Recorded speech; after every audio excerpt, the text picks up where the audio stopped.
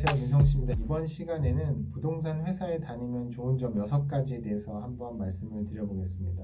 저도 이제 부동산 회사를 다니다 보니까 여러 가지 좋은 점이 있는데 어떤 것들이 있는지 한번 정리를 해봤습니다. 첫 번째로는 이제 부동산 회사에 다니게 되면 이제 부동산 투자와 관련된 것들을 많이 이야기를 듣고 생각할 수 있는 기회가 많다고 생각이 됩니다. 부동산 회사에 출근하면 아침부터 점심, 그다음 저녁까지 이야기하는 것들이 모두 부동산과 관련이 되어 있습니다. 그렇다 보니까 부동산 투자에 대한 이야기도 많이 하게 되고 어떤 부동산 정보들이 더 좋은 것인지 주변에서 이야기를 많이 듣게 됩니다. 자연스럽게 부동산 재테크에도 관심을 갖게 되는 장점이 제일 큰 장점 중에 하나가 아닐까 생각이 듭니다. 그리고 이제 두 번째로는 이제 부동산이 이제 경제나 경기 이런 것들과 매우 밀접하게 관련이 되어 있다 보니까 기존에는 이제 경제관념이나 경기 흐름에 대해 별 관심이 없었는데 부동산 업을 하게 되면서 그런 것들에도 관심을 갖게 되는 장점이 있습니다. 세 번째로는 이제 부동산 업을 하게 되면 다양한 사람들을 만나게 됩니다. 그 중에는 좋은 사업가들도 많이 만나기도 하고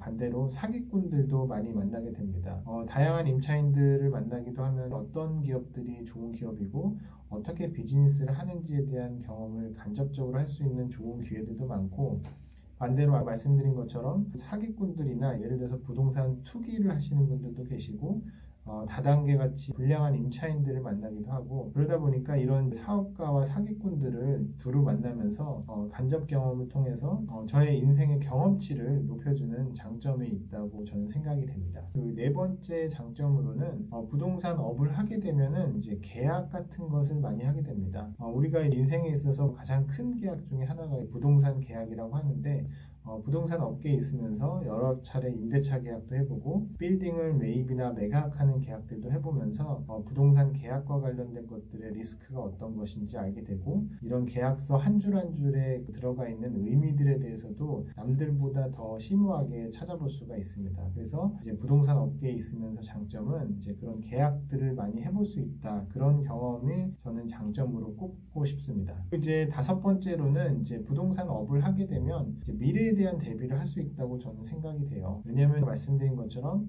임차인들을 만나게 되면 그게 일반적인 회사일 수도 있지만 리테일, 예를 들어서 이제 뭐 가게를 하시는 분들을 많이 만나게 됩니다. 이제 그런 사람들이 사업을 어떻게 준비하고, 그 다음에 예를 들어서 매장을 냈는데 매출이 얼마나 하고 어떻게 돈을 버는지에 대한 방법들을 제가 자산관리자로서 지켜볼 수가 있기 때문에 그것도 이제 부동산 직업으로서의 큰 장점이 아닐까 생각이 듭니다.